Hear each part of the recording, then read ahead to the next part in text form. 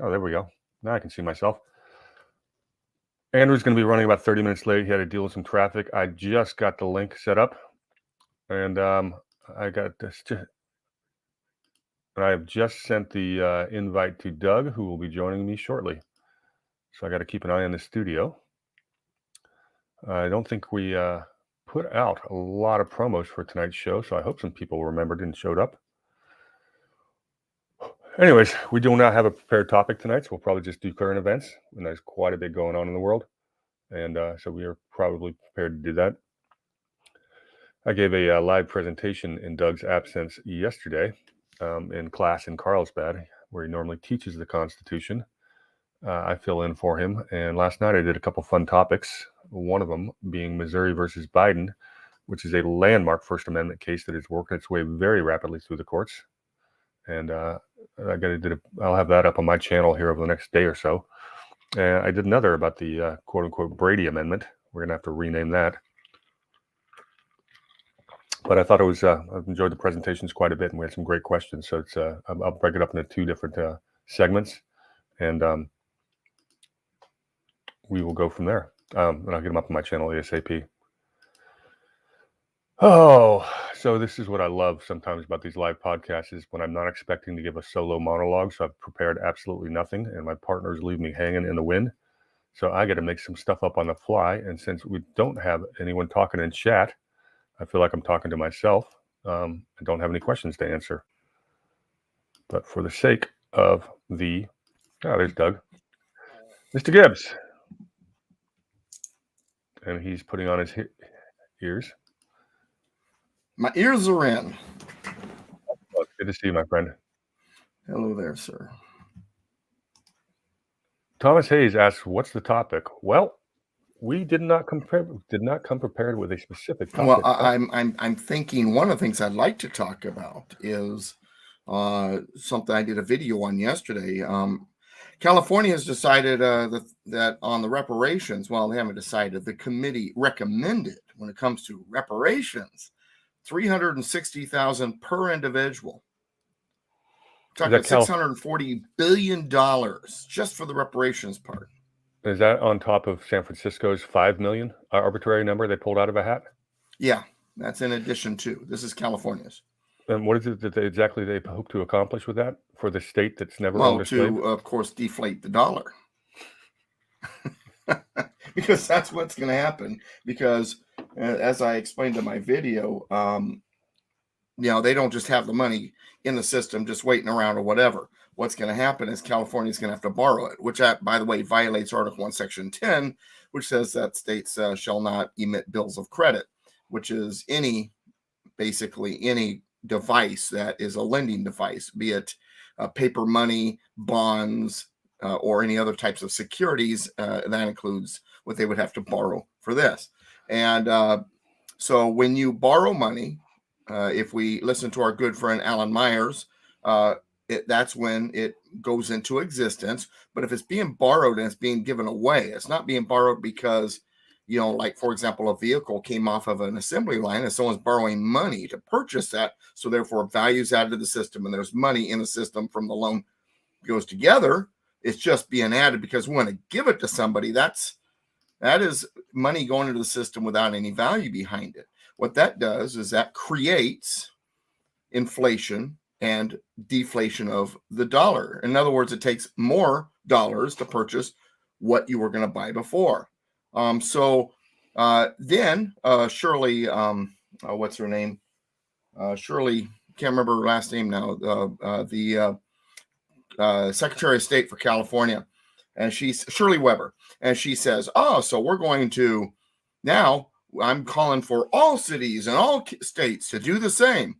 So California's got 2/3 of $1 billion just going to folks for the reparation of it.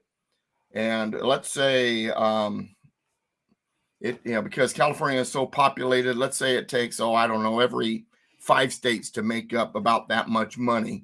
So you've got another, 10 times that money. So I don't know, however many, trillions of dollars winds up getting fed into the system with no value. be ready to pull out your wheelbarrow, because that's what's going to take full of cash to go buy your loaf of bread. So yeah, they'll get their money, but it'll be worth less than it was ahead of time, and so it'll actually hurt the whole system for everybody and help nobody. Not to mention that it violates the equal protection clause of the 14th Amendment, where everybody's supposed to be treated equally under the law, or that it violates this idea of what you see in Article 3 of corruption of blood, or the no corruption of blood, which is your lineage does not have anything to do with you as an individual. What your parents or grandparents did does not affect you. You remember all men are created equal. There's no lineage and influence. We are created equally under the law in the eyes of God, and what happened before in past generations doesn't matter. So yeah, this is all kinds of unconstitutional and anti-founding principles. Sorry, I just grabbed the topic and kind of ran with it, but no, that's okay. I'm irate over this. I'm chomping. I'm going to talk you down off the ledge a little bit. Okay, you're talk me down off the ledge a little bit. Okay, so California borrowing billions of dollars of money will be inflationary, but it's not directly as you suggest there. Okay. When a bank takes deposits, which is money already in the system, they end up lending out, they keep 10% reserves and create money within 90% of loans. Right. When a municipality like California or a city or a county issues debt, that debt is purchased with dollars already in circulation. You are not increasing the circulation of money, so it is not inflationary. So basically, if I've got a client and I buy $1 million of municipal bonds, he's doing that with money he's already earned. It's already in the system. It's not a creation of new money. Now, where it is inflationary is you get a state like California that becomes insolvent, then the Federal Reserve has to create money to bail them out, which will happen periodically. It just happened during some of the COVID packages. So that's the inflationary impact. The other issue, but it's also got a deflationary impact, because you are sucking money out of the state budget to repay these debts, and that's money that theoretically some of it actually stimulates growth and goes to salaries and projects that actually do create jobs to some degree, although it's incredibly inefficient. So you should be ticked off, but this is not the inflationary crime that the banks do on a daily basis. Does that make sense? Kind of. Okay. But we can really hammer out reparations. I mean, these arguments have been made ad nauseum. People who've never owned slaves are going to give money to people who've never been a slave. You could have we're going to fight racism by being racist. Well, anti-racist is racist. You want to fight racism, you judge people not by their skin color, but we're doing just the opposite. But that's the clown world we live in these days. We have a question in the chat. What's our take on the bank situation? And do you want me to go first, or do you? Oh, that's definitely your wheelhouse. Well, you've been doing a pretty good job on it the last few shows. I mean, you're up there. A lot of things going on right now. The banking system is incredibly fragile. It failed in 2008 and 9. It's been a zombie ever since, kept alive with Fed liquidity. All of the major banks, including Europe. Credit Suisse failing last week and having to be repurchased by UBS is not getting enough discussion here in America. That was a big stinking deal. Deutsche Bank, who I think, what was it, 2 weeks ago, Doug? I said, we'll keep your eye on Deutsche Bank. Mm-hmm. That's the elephant in the room for failed banks. Well, Germany's the biggest economy in Europe and third or fourth in the world. That is the Deutsche Bank's, I think, over half their banking system. They don't have the assets. Nobody does to bail out a Deutsche Bank. It can't be done. The European banks don't have the flexibility American banks do, because their central banks are publicly held and not privately. Now, whereas I'm no fan of the Federal Reserve, that does give us some flexibility. It has more flexibility to deal with emergency situations. And you've got a lot of mid-sized banks are bleeding deposits, and they're all going to the bigger banks, the quote-unquote too big to fail. This is an assault on the middle class. It's an assault on the states. It is basically a power grab that's going on. Part of the bank run on Silicon Valley Bank was because JP Morgan private bankers were poaching Silicon Valley Bank clients. That's pretty bad form. and then for JP Morgan then to turn around and be having a meeting with the Fed on, okay, how do we save the banking system, which we just helped create a crash on. But there is a crisis of confidence that was caused by government spending, which caused inflation, which forced the Federal Reserve to raise money. Now what they're going to do is they're going to try to put more money into the system to fix the problem, which is going to create more inflation, and it is a trickle-down effect. There's only one way out of this system, and it's not going to happen under the Biden administration, and that is to cut government spending and lower taxes like Reagan did in the 80s, probably the best thing Reagan did during his 8 years, and you get money back in the hands of private citizens, and we actually grow the economy. That is the only way out, and it will. The Biden administration will not lower taxes, and they will not cut spending. So without those two things, this has a chance to get a heck of a lot worse. Let me turn it over to you, Doug, while I pull up a chart real quick. Well, cutting taxes and lowering spending. And when you say lowering spending, a part of that is the reduction of public works and other federal investments. They use the word investments. It's spending. It's money in the toilet, and it's unconstitutional typically. And we've seen these types of situations in history over and over and over, and we've seen how the government reacts, how it responds to it, and what the and what will happen as a result. And so what I mean by that is a great example anyway is back during Coolidge's time of becoming president. And after the war, World War I, after the Wilson presidency and the very beginning of Harding's presidency, we had a new taxation system, and the tax rates had already gone up quite a bit, all because of the 16th Amendment. And then also under Wilson, partly because of the war economy and partly because he was a heavy progressive. When I say heavy progressive, I don't mean heavy like President Taft. I mean heavy like in, JP Morgan and Bernard Baruch, leading him around on a leash and all that kind of stuff. And so there were a lot of different federal projects going on also. And so Coolidge, once he took the presidency after Harding's death, he reduced regulations to allow the free market to just take off. He reduced federal spending projects. He reduced the tax rate. And those three things made us go from the edge of a recession to one of the greatest, if not the most prosperous decades in the history of this country, the Roaring 20s. But to me, the key factor there wasn't the reduction of taxes and the reduction of spending as much as it was the reduction of regulations. When you let the free market run wild and do its thing, now obviously I'm not saying the extreme where now you've got businesses acting in a manner that is not good for the economy. It's not good for the customers and all that.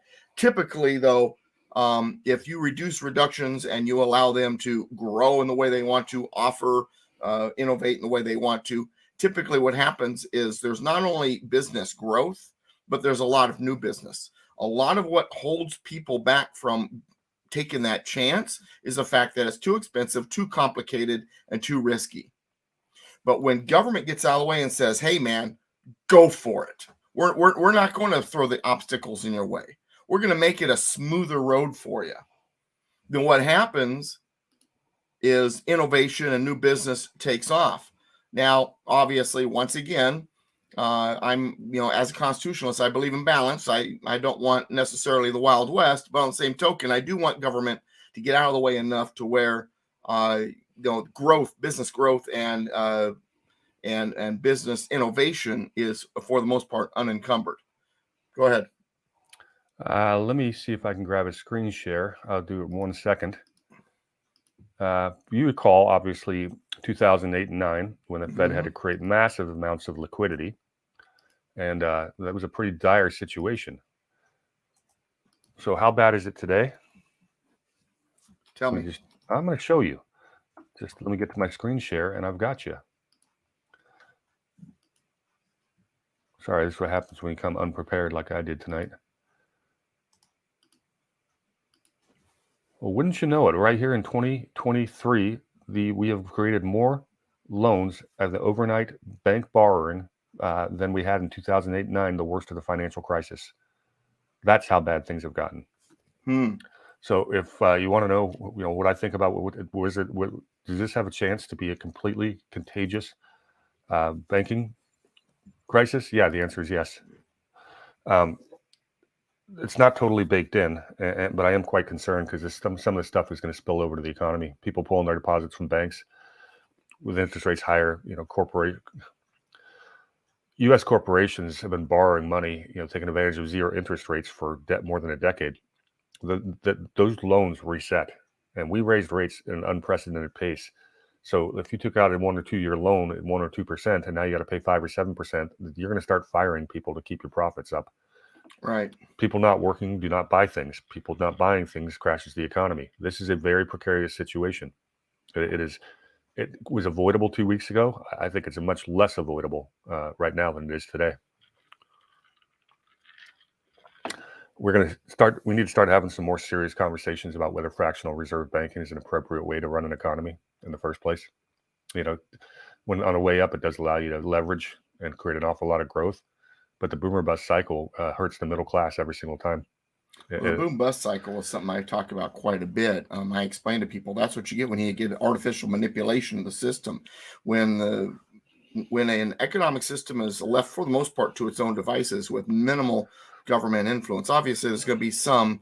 I believe it should be local government influence, not federal. But that's beside the point.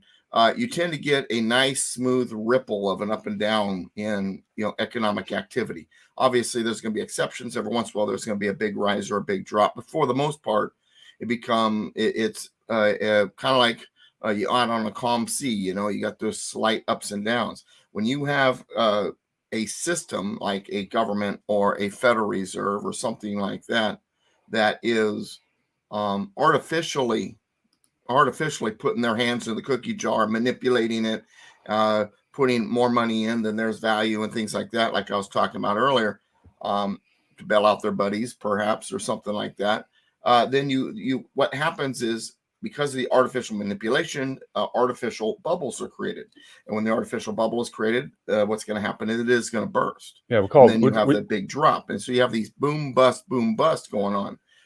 And you can look throughout history and watch that when government gets more involved and when central banking systems get more involved, these ripples in the ocean become these giant waves up and down. It's like a roller coaster. What we call it's misallocation of capital, and it'll always happen if you keep interest rates artificially low or more extra government intervention. You need to have the markets decide where capital should be allocated. But when you get an outside force like the Fed or the government impacting markets, you're always going to get misallocation of capital. And when you get a crony capitalist system where they're directing funds to certain businesses that the market would not, you're going to get even more failures. This is why the mercantilist system is always doomed to fail. You cannot be playing favorites. You cannot have the government picking winners and losers, and you cannot have a bank, a central bank, setting interest rates at a rate that the market does not agree with. The markets will get things right. They will punish bad actors and bad investment, and they'll reward good investment. And that's how the capitalist society is supposed to be. And we are nowhere near a free market capitalism. We have not been for quite some time. Michelle's got a question about credit unions, and I'm going to turn that one over to Doug because he does a pretty good description of why he puts his money in a credit union, and I happen to agree with him.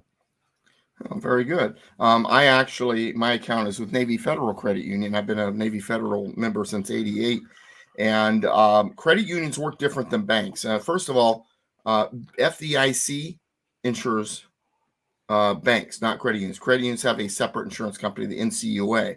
And it works the same, similarly in the sense of the insurance part. But credit unions operate in a very different manner than banks. Credit unions don't have this slate of investors and board members that are, got a stake in it. They're going to get their check when there's a profit made and all of that.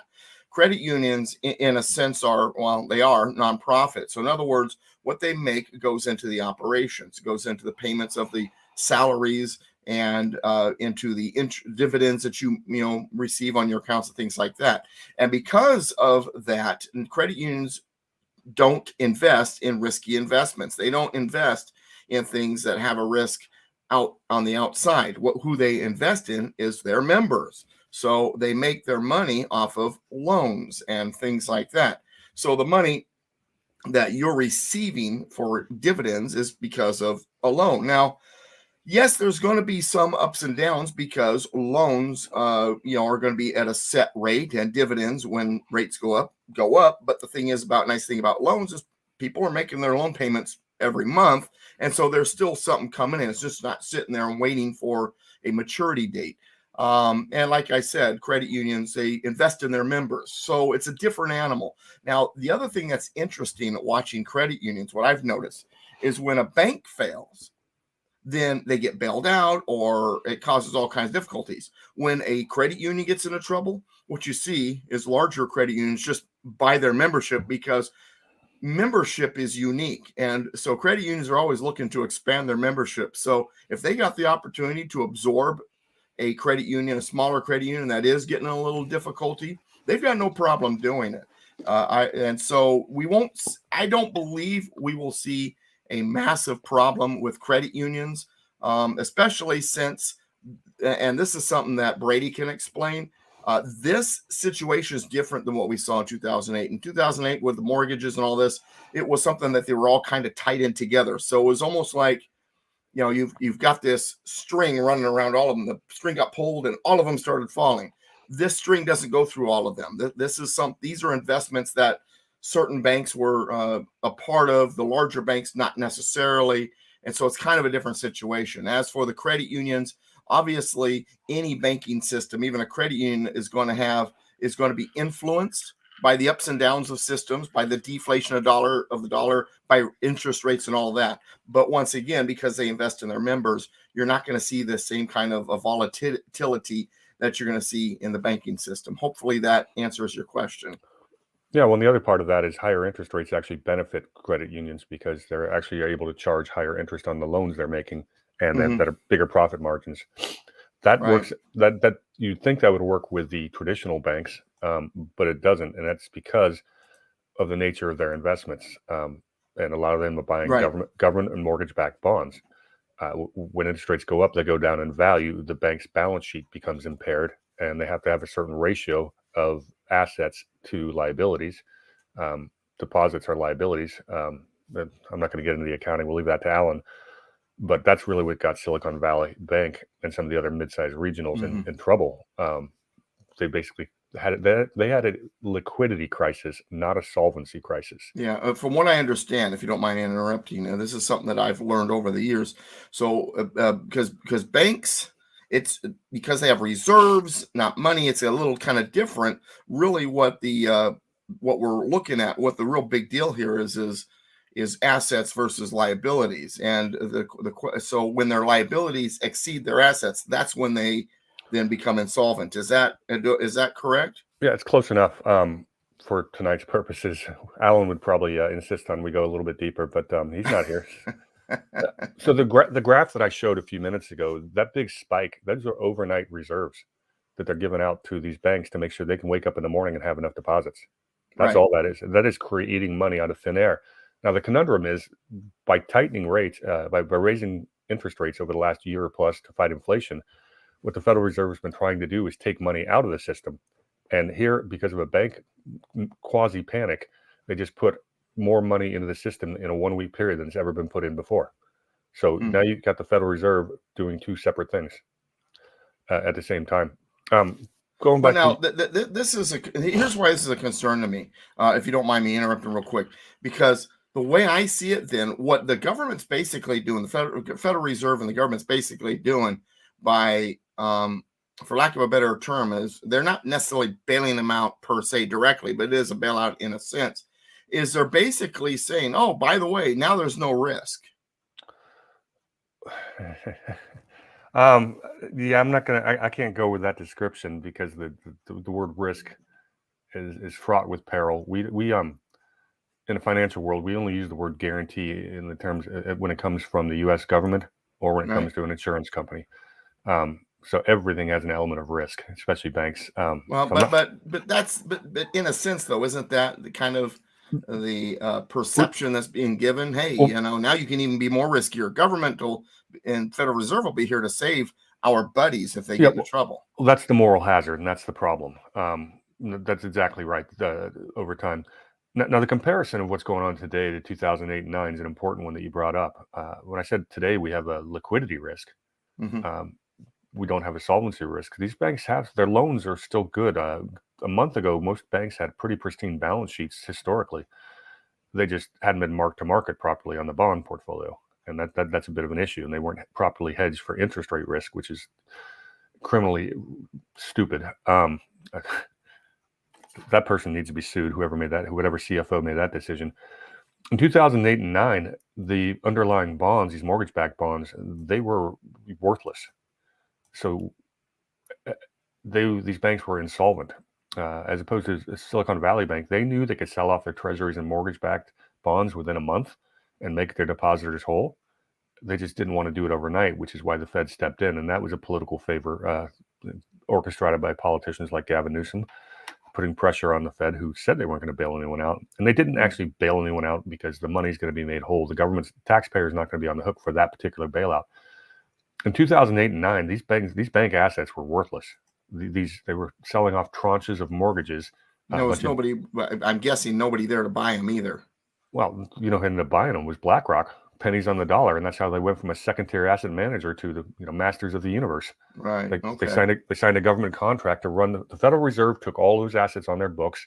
They spun off a separate entity that had never been created before, and they said, "Oh, we don't know how to do this. BlackRock come management. BlackRock's been generating the fees, and that's how they grew." That was it. That was Larry Fink making the deal of the century. And of course, that came with strings attached. Who do you make that deal with? The Obama administration. Why do you think Larry Fink is pushing ESG? And why do you think it's the same thing that happened in 1994? Was it 94? The Community Reinvestment Act. Clinton people were negotiating with the banks and basically saying, well, we're going to help you out. We're going to give you the legislation you want. We'll deregulate, which took them about 4 or 5 years to do, but it comes with a cost. And these people it was a political cost. They wanted to make sure that these banks gave loans in minority neighborhoods that were being underserved by banks, but that also meant making loans to people that were unable to prove their ability to repay them. These are the loans that started going bad and caused the crisis. So when you get the shakedown of the banks has happened on 3 separate occasions. This is the third right now. And this is how the banks are pushing this ESG on everybody else. It's because they were strong-armed by the regulators done under Obama and before that Clinton. Okay. That's really the crime that's taking place, and that's why the banks can't be trusted. Or one of many ways. That's a shakedown. Okay. Is that enough on banking for one evening? Well, if the audience appreciates what they heard and learned something, then yeah, that's good. All right. Well, there's a pretty interesting development this week in the Proud Boys trial, where it turns out that there were more FBI confidential human sources there than there were Proud Boys. Go figure. More importantly, the defense had a witness, this woman who's friends with who'd befriended a bunch of the defendants' families, was giving legal counsel, was advising whether or not to hire a certain attorney or not. Turns out she was supposed to give testimony yesterday, and they found out just that day that she was also an FBI confidential human source, which means she was basically giving the prosecutors, allegedly, we assume, every bit of defense strategy in advance. And that's not okay. And this judge has not thrown the case out yet. That witness, they couldn't resolve how to handle that witness yesterday or today. That'll probably happen on Monday. But this whole case needs to be thrown out. I mean, you just can't do that. The whole thing was it was a Fed setup. When you've got more Feds, just like they did in Michigan with Gretchen Whitmer, you got more Federal Reserve confidential human sources than you do actual quote unquote perpetrators. There's something wrong. This is problematic, and you certainly can't infiltrate the defense team. Thoughts? Historically, the swamp, the deep state, interference, all of that's nothing new. And it was going on rampantly during the John Adams administration, thanks to the Federalist Party. The Federalist political party In fact, people were so angry with it by the time they were halfway through Jefferson's presidency that the Federalist Party was literally, just pushed into oblivion and never was able to win any more elections. But what Jefferson did, recognizing the problem, and we're in a different society now where it's almost like they're afraid to do what they're supposed to do, is Jefferson made sure that half of the bureaucracy got fired when he became president. They were removed from the deep state. They were removed from the inside. The Federalist half was, and by the 1820s, Federalist Party was pretty much gone. Now, that said, what the left did at the time, having lost the swamp, the deep state, having lost the White House and lost both houses of Congress, Midnight judges. Yeah, the midnight judges. They retreated to the stronghold of the courts where it would be more difficult to dislodge them, or so said Thomas Jefferson. So this is nothing new, is my point. And before they could get into the courts, well, Donald Trump did something that was very interesting. He changed the courts. Now, while the courts are still infiltrated pretty badly, the courts are not what they were prior to Donald J. Trump there, and the Supreme Court, if anything, almost looks like an ally. And so now they're having to double down with their other place that they've infiltrated heavily, the deep state. When we say deep state, we're not just talking, your typical bureaucrat, the FBI, the CIA, IRS, all of it. And it's been infiltrated. And right now there's a concerted effort to use this bureaucracy to finish their coup. Notice I didn't say start a coup, to finish the coup. The coup began long ago. Yeah, the deep state should probably be more accurately termed the administrative state or the bureaucratic state. These are all the institutions that have been created over 100 years, and the people that work for them, some of them are straight shooters, but because these are all political appointments at the choke point positions, you're able to control what the departments do. And I don't care if it's Lois Lerner at the IRS, 12 years ago or 13 years ago, to every single element of the government has people that are just the loyalty is to the state. They're the original statists. That's probably one of the best. They're authoritarians. You'll notice that the government employees are almost overwhelmingly registered Democrats, and that's because the Democrats have made it crystal clear that they're going to make sure that the government always grows. Now, there's one way of looking at a government employee that I think is accurate, is they are welfare recipients from the cradle to grave. You get out of college at age 21, go take a job with the government, create almost nothing of value for the next 30 years, draw a really nice salary the entire time. It's almost impossible to get fired.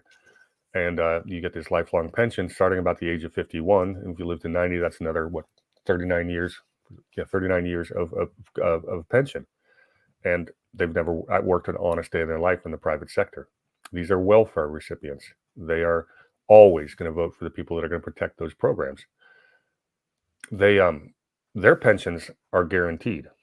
But the private sector, who's in Social Security, well, the government's managed to raid the Social Security coffers, which is how Bill Clinton, quote unquote, balanced the budget in 98 or 99, whatever it was, which he did not. So if you look at these government employees and how the government gets bigger and bigger, and this is state and municipality too, these people have every incentive in the world to support the politicians, and their draconian policies, as long as it gives them this job security. And it's the Praetorian Guard of the Roman Empire. These are the kingmakers. That is who the deep state is. And, you got the shadow state, which is your espionage, your intelligence agencies, which I like to talk about. But the deep state, Trump didn't get the terminology down right, but he knew there was a problem. I just don't know if he knew how deep the swamp actually was. But yeah, there is a deep state and there is a shadow state, and they work together. It's funny, guys, when you get into the government and employees and all that, in a sense, government employees are welfare by way of working for the government, but it's still to the government. And I said this the other day, and I looked it up to see how accurate it was, because the last time I had checked, Washington, D.C. had the highest median income in the country. It's actually number 4 right now. But what the reason why I bring that up is because government also, the other thing that's interesting is government employees in this deep state, it draws people in easily. Why? Because they pay more than their private sector companions, the counterparts, should I say. So that's why the median income is so high in Washington, D.C. Most of the people are government employees. And that didn't used to be the case. Right. In fact, working for Wall Street firms, I get access to a lot of data and studies. Back in the early 2000s, I saw the graphs that showed where the wealthiest places in America were, and the Beltway was, not that close to the top. And then 5 years later, you can see it starting to shift, and now it's shifted all the way. A lot of that has to do with the lobbyists. There's a graphic that I've been looking for. I found it like 12 years ago. And I've been trying to find it for years. I'll get it eventually because it's beautiful. But it showed corporate America where your best return on corporate assets was, and it was lobbying by tenfold, more so than investing in your own plant or information or IP or anything like that. It was lobbying to give you your best return for the buck, and therefore you're going to get CEOs and CFOs that are good at lobbying and politicized, as opposed to ones that are good operators. And this whole corrupt system that we're describing, this is not how to run an industrial, post-industrial economy. That's not efficient. This is the government corruption getting in the way. And basically what they're doing is they're leeching money, and putting them into the hands of the favored few, including the politicians and the connected corporate oligarchs. And who's that money coming from? All of us. This is a system that has to be unwound. The whole administrative state, the federal government has to be shrunk down to 1/10 or less of its current size. Right. And it can't be done overnight. It's got to be done through attrition. All right, you're up. Your topic. All right. Oh, I get to pick one now. Yeah, well, I already got into reparations. I tell you, that one's one that I'm actually pretty hot about. Well, it's funny. Let me do this. I did this with a meeting I was in the other day, because I thought it was this was something that's important. Let me make sure I pull up this list here. It's a great thing about having two computers running at the same time is as I use one to record, I can look things up on the other. So how shocked are you that we're not talking about Donald Trump's arrest at this point in time? I'm not shocked because I think they really believed they were going to do this. And then when they saw that it wouldn't bode well for them, they decided not to. I think they pay more, they pay closer attention than people realize. All right, let's see here. Yeah, this is one of the weakest cases I think anyone ever even thought of bringing to a grand jury. And if a Manhattan grand jury where you can indict a ham sandwich will not even get you to the 12 jurors, you got a pretty weak case. All right, so on February 22nd, California Family Council put out a list of the 10 worst bills being introduced in California. And I went through this list with some people the other day just to show you how far we are from Kansas, what they're pushing, and to go over some of the, not necessarily U.S. Constitution. This is more California and Constitution of California and or the U.S. Constitution is going to come in play, but how far outside it is the original value system of our country. And so, if you don't mind, I'm going to go through these real quick. And for those of you who are not in California, are you ready? Just sit down. You're going to be shocked. These are true bills that are on the floor. AB 957. Parents will lose custody of their kids over transgenderism. Authored by Assemblywoman Lori Wilson, Democrat from Fairfield, California, which strongly encouraged California state judges to favor to favor a parent losing custody or losing visitation rights if they do not agree with a child's transgender identity. Parents' rights. Apparently, a child is at 21 or 18 is not smart enough to know whether or not they should have taken out a loan for college. But when they're a teenager, they can figure out what sex they should be. Go ahead. Let me take you back to the first one you did, just because it's topical. Did you catch the Project Veritas release last week? I did, but I can't remember the details. Go ahead. It was a high school administrator who's just absolutely all in on pushing the transgender ideology, Oh yeah, and go ahead. was joking about how basically if the parent gets to be troublesome, we will just call child protective services on them. So just break up the families and cause nightmares. This guy was actually openly bragging about it, and it's pretty disgusting behavior. And I think I saw the follow up that that person may have been suspended, but it's nice to see Project Veritas, even without James O'Keefe, is still has some of their investigations ongoing. We may end up with getting 2 investigative journalist organizations now that O'Keefe started his new operation, which I have not checked out yet. Yeah, James O'Keefe, how he lost control. I know he got infiltrated, all that jazz. But yeah. It is amazing. All right, so that brings up another story that I talked about not too long ago. Conservative cowboys talk about a massive explosion reported in a factory that produces chocolate in Reading, Pennsylvania. So there's a joke here that someone told recently, and basically the pronouns of that chocolate factory are Hershey. Oh, this is well, it's not a joke. It's an actual product. You talking about the new candy bars? The Hershey, yeah, I know that. Yeah, Yeah, well, yeah. you know what? Yeah, that's The he, that's where him, that and came the from. she, her. Yeah, that's where that came from. Yeah, Yeah. That's this is actually a Daily Wire or Daily Signal. I can't remember which.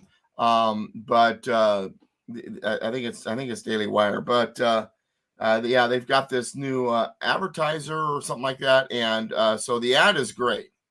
The ad basically, you got he, him, and she, her, and one of them comes with nuts, and you can't figure out the difference. Go by Hershey's. Yeah, that's the one. It's great. But anyway, to bring up this, headline to go in with what you just talked about, and this was March 3rd of this year.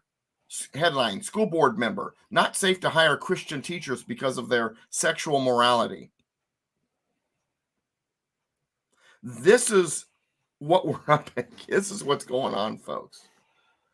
This a self-described bilingual, disabled, non-divergent, queer Black Latina who loves a good hot wing and things that sparkle managed to eke out a win on the board's general election with a margin of 465 votes and the endorsements of Planned Parenthood, a pro-abortion group in Arizona, and a gun control group. And first words out of her mouth as a member of this particular board is that she would not feel safe hiring biblically minded Christian teachers because they are not conformed to LGBT activist ideology due to their sexual morality. This country is so split in half on this, or close to it. Well, yeah, there's those who understand morality and those who have been trained to think otherwise. And you're right about the ones who've been trained to think otherwise, because there's an awful lot of these woke people and these woke activists. They are moral people given their understanding of the world. They actually think they're helping people. They think they're the kind ones. They think we're, for whatever reason, fascists, even though they don't understand the definition of the word in any way, shape, or form. Is it a fascist for real big government and corporates, putting their thumb on everyone else? And aren't we for small and limited government? We couldn't be further from fascist if we tried. But I say this because I'm related to a couple of these wokesters, and they're not necessarily bad people. It's just the cognitive dissonance, the refusal to recognize that every single one of the falsehoods they believe keeps getting exposed, and they refuse to see it. I engaged with someone on Twitter tonight that was trying to make the argument that Hillary, I just basically said, the person was trying to talk about how Hillary was so innocent. I go, really? I go, in your experience, do people who smash phones and use bleach bit, are they often innocent of anything? And he goes, well, is there a court record? Is there any court indication that the law enforcement proves your evidence? I go, no, the evidence isn't in question, but the fact that there's lack of enforcement shows us we've got a problem that ought to have us all concerned. And I think I won that argument, but Yeah, and that's the whole thing. I- It's this cognitive dissonance is a problem. How do we get through to these people when the facts exactly. they're right in your face? Mhm. You know, and we get more Conservative every day. Cowboy, by the way, letting us know about the chocolate factory. I just wanted to say that if it was an egg factory, I'd ask you to keep us abreast on the situation. But since it's Ouch. a chocolate factory, just let us know if they fudge it all up. All right. Wait, you just got away with 2 puns in one sentence. Did you use a breast on purpose for chicken breast, or was that an accident? Absolutely. All right, you're very punny tonight. Goodness I can't help it. gracious. I'm a joker, and my wife hates every moment of it. I agree with Virginia on this one. Oh my God. All right, and do appreciate on Kerry Lake the case. I was actually at an event last night, and one of the people that I was spending time with has been in constant contact with Kerry Lake. I didn't get a chance to ask him about what was going on with her because we had other issues to talk about. But I was on the phone with him this morning, so thank you, Conservative Cowboy. I'm gonna I'll give my friend a call and ask him. Okay, I heard that there's a new order on the Kerry Lake issue, the case. Tell me what's going on. So he has been, for lack of a better way of saying it, keeping me abreast of that situation. So thank you, Conservative Cowboy, for definitely bring that up in the chat room. For those of you who are watching live, we do pay attention to the chat. For those of you who are not watching live, where were you on Friday night? So good to see you guys. Friday night, 5:30 for now. There are changes on the horizon. When I say changes, I don't mean just putting up a new facade on a store. We're talking a complete remodel and renovation of what Brady and I do. Some of the stuff we're going to be combining forces. Some of the stuff we're going to be doing some solo stuff, and all of it's better. So keep an eye on what's going on over the next few months. So I'm very jazzed about this eventuality, especially since my expenses seem to be getting really weird of late, including my truck deciding to basically tell me it wanted to die on the freeway as I was heading for Chino. But for a class, I'm borrowing somebody else's truck. But I mean, that's part of life. But anyway, all right, now, another AB or SB or something else out of California. Here's the next one. And it's tied to the first one that I mentioned. I mentioned earlier, AB 957, parents to lose custody of kids over transgenderism. How about AB 665? This was authored by Assemblywoman Wendy Carrillo of Los Angeles, which allows minors 12 and older to consent to their own mental health treatment or place themselves into an outpatient residential shelter without parents' consent or notification. If the professional, after consulting the minor, feels the involvement would be inappropriate. So if the parents feel it would be inappropriate, then the state can decide that the parent should not be contacted. Now, this is nothing new because I remember years ago, matter of fact, when my daughter was in high school, and it has since become a law in California where girls can get an abortion without mom and dad being consulted. And my daughter, who was in high school at the time, said, well, that sounds fair. And I'm like, okay, so when you're a mom and your daughter's going to have an abortion, you don't want to know about it then. And she suddenly did a U-turn. It's funny how when you think a little bit beyond the tip of your nose, how quickly you change your opinion. But the fact that they want AB 957 parents to lose custody over their kids if they don't agree with their transgender decisions, and AB 665, minors can consent to counseling without parents. And of course, that would include whether or not they want to have parts of their chest chopped off or something else chopped off or something added. That is disgusting. And here's the thing. And I saw a meme on this that said this not too long ago, and I really liked what the meme said, and I've also seen people say this. While I disagree with your behavior when it comes to lifestyle, dressing up and trying to be someone you're not, and all that, and even maybe doing your own surgeries, while I disagree, and I think it's bad behavior, I believe in liberty. Make your own decisions as an adult. But when you started forcing it on us and telling us we had to or else be at risk of law, appreciate it and celebrate it. And then you started going after our kids. That's when the gloves really went on. We can only we can tolerate you making bad decisions, but when you're going to force us to make bad decisions and you're going to force our children to undergo things without their understanding what they're really doing, that will change their life forever, and for better lack of a better way of saying it, screw their life up forever. Now there's a problem. Well, it's more about the sexual orientation. Obviously, they've turned it all about into political power. It went from we just want to, love who we want, to, I should be able to marry who I want, to you must bake the cake, to now let us indoctrinate your children. I mean, they're never going to stop. That's why you can never give these people an inch ever. The envelope is always being pushed. Absolutely. It never stops. And that's, I drew the line in the sand at the Kavanaugh hearings. What was that, about 5 years ago? I said, I will never give another inch to these people. And I haven't since. I mean, not on one single issue, but we're still in the minority of people that have that strong of conviction who are willing to confront it. We're growing every day. Thank God for all the parents at school board meetings across the country. They're fighting back against this in a lot of places. Right. But we're going to end up with a bifurcated society of people. 10 years from now, these kids who grew up in the woke schools are going to have a completely different grasp of reality than those of us who grew up with traditional American and Christian values. And I don't know what the demographics are going to shake out or how those are going to shake out. I have a feeling the kids on our side will probably reproduce a little bit more than them, which is good. So long term, we'll have a demographic advantage.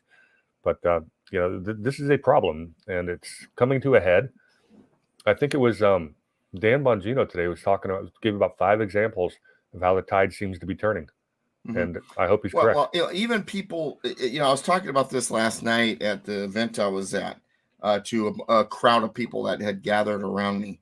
And as I explained to the crowd, as a Christian, I have my belief system. I don't believe in separate church and state in the way the left puts it. I do believe that a politician should pray or should lean on their faith when making decisions, because our moral principles, our moral standards are an important thing. And here's the thing, though, and I don't believe in a theocracy, is like I told them. Obviously, any type of tyranny is not good, but that doesn't mean that we shouldn't have a moral standard to fall back on. Now, that said, the average person out there, whether they are a person of faith or not, has a pretty decent idea of right and wrong, good and bad. They're willing to suffer the sufferable to a point, as it says in the Declaration of Independence. But there is a line in which even people who are not really embedded in their moral standards, as maybe others are, say, okay, that's too far. There is a line there. And those who are pushing these policies have crossed that line. And the average person is recognizing, okay, this is too much. They've gone too far. Now, that does not mean that they are suddenly our allies. They're going to come running to constitutionalists or, GOP, or at least the ones you can trust, or whatever. What they're saying is, that's too much. I don't agree with that. But they don't know where to go. They don't know who to trust. They don't know who to hang out with and learn more, and how to be active and advocate for what they do believe. Who are their role models? Who are their role models? What we do. Who are their role models? Well, exactly. It's you see these actors and what have you on actors and musicians and stuff like that. I don't know what they call this new twerk thing where people are shaking their butts in everyone's faces. I don't even know what the name of this stuff is, but if that's being taught to them as proper behavior, you're just not going to grow up as a moral person. Right. So I've got there's one more I wanted to go over, even though there's a list of 10. There's one more I want to go over because it ties into all of this. Temecula, which is the town right next to where I live, did something very fascinating recently. In the last election, a school board, which has been out of control, we've had one member of a school board ever since I've lived here, who became a friend, by the way, Julie, who was fighting for the parents. Otherwise, it's been a mess. The Temecula School Board in the last election got a 3-2 majority. Day one, first thing they did was they said, critical race theory is not welcome in our schools in Temecula. It's gone. Any curriculum or books teaching CRT is gone. So how does the left respond? AB 1078.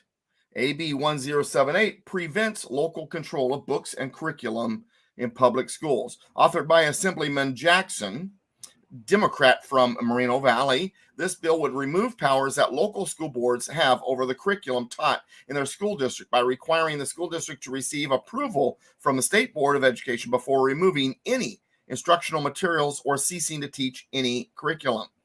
So in other words, guess what, parents? We trust you so little now because you actually made a noise that your board, your parents, your teachers, your community has no say. You're going to do what we say because we say, and we've got a supermajority in Sacramento, so how are you going to stop us? Yeah, that is the message. I saw that one, and I've got a lot of questions of whether that thing stands up to the California state constitution. I haven't done the deep dive on it, but it does not. It doesn't. Yeah, there are certain. Yeah, remember, we are all guaranteed a small r Republican form of government. That means counties retain some rights, and the state has some rights, just like the states hold some rights, and the federal government has some rights. These are all Republican, and they're just basically trying to just sweep those under the rug for purely ideological or political reasons. That one is ridiculous. That's our system, going all the way back to the earliest settlers, was all about local control. Our American Revolution was all about local control. Everything our country is, it lives, breathes, and has been founded upon. Our nation has been forged on the idea, I shouldn't say nation, our country has been forged on the idea of localism, local control over local issues. We are not a national government. We are not a dictator. We are not an oligarchy, or at least we're not supposed to be. Sure feels like we are. And Americans, our entire lives, even though we have had a lot of it taken away, have in our minds the idea that we're supposed to have some semblance of local control over certain things. This will create a firestorm if it goes into law, I believe. Well, I hope you're right, because it needs to be stopped, and there will be no shortage of lawsuits. I got a one little fun story to share. Okay. Landed on a humorous note. Now, for those of us you who know Doug and I, we tend to stay away from some of the more extreme, call them conspiracy facts or theories, what have you. When I first heard this story, well, John Fetterman, of course, has been in a hospital for 5 weeks, apparently for depression. And I'm told by a mental health specialist that I know, expert, that nobody goes in the hospital for 5 weeks for depression. You send them home, because that's how you get cured, what have you. So whatever's going on with Fetterman, we don't know. That being said, I thought this was a joke, that they were going to use a body double on him. But for the love of God, I'm going to share my screen. You tell me that, and these are legitimate photographs from what I understand. Look what they're actually trying to do. All right. This guy on the left is with John Fetterman's wife. This is him on the right, same guy. John Fetterman in the middle. These are not the same person. No. These pictures, not even close. These pictures apparently were taken in the last 24 or 48 hours. Are we really going to buy that?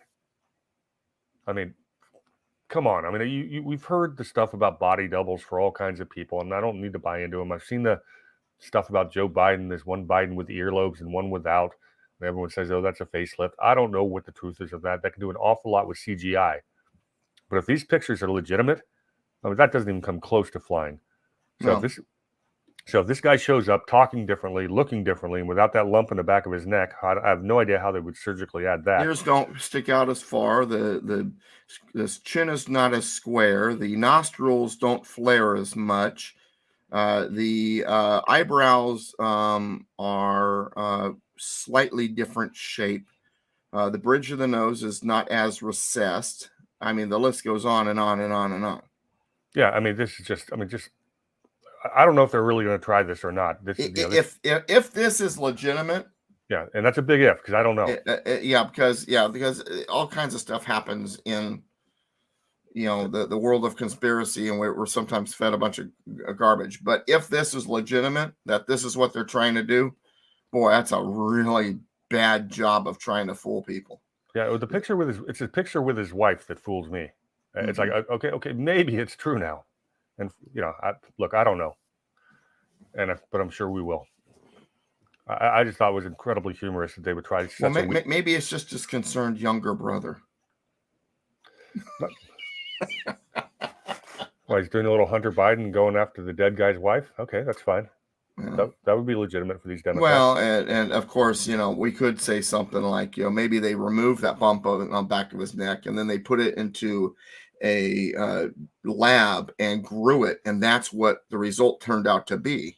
Well, it was actually his long-lost twin that had been attached to the back of his neck his whole life. Let's say, what was that Arnold Schwarzenegger movie, the colony on Mars?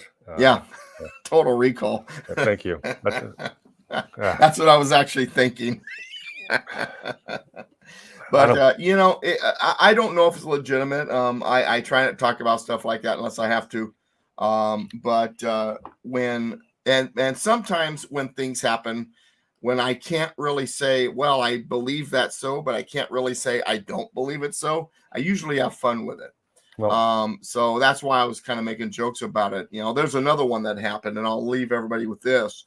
There's been all kinds of other rumors too about certain people being not who they seem to on the surface. What we thought, and that's the reason why when Donald J. Trump became president and the lovely Melania Trump, his wife, became first lady, my response was, it's nice to have a president that has a pair and a first lady that doesn't. On that note, everybody, thank you for joining us. So I'm just not going to give Doug the pleasure of laughing out loud. I laugh inside. He knows I get the humor. Goodness. United we stand, combined we kick butt. God bless America, and my friends, God bless you. Thanks for spending the time with us. Just the two of us, this is something we are developing also for the future. So if you're enjoying this, let us know. Put it in the chat room. Send us an email, constitutionspeaker@yahoo.com. Other emails will be coming soon as we learn to start producing materials more. Which I think it is on the horizon. If you've enjoyed this, if you like seeing Brady and I do shows together, let us know. What did you like? What didn't you like? I'd love to hear from you. constitutionspeaker@yahoo.com, constitutionspeaker@yahoo.com. Brady, thanks for the time. Audience, thanks for the time. As for me, I've got a wife. It's on her way home from work. Guys, you really want to check out my Rumble channel, which is on the new channels under Brady Fox, FOXX. I've got 2 videos that'll probably be out tomorrow. The presentation I did last night. A little bit different topics than I normally do, but I think you'll enjoy them. I'll leave it at that. Cheers, everyone. Thanks, Doug.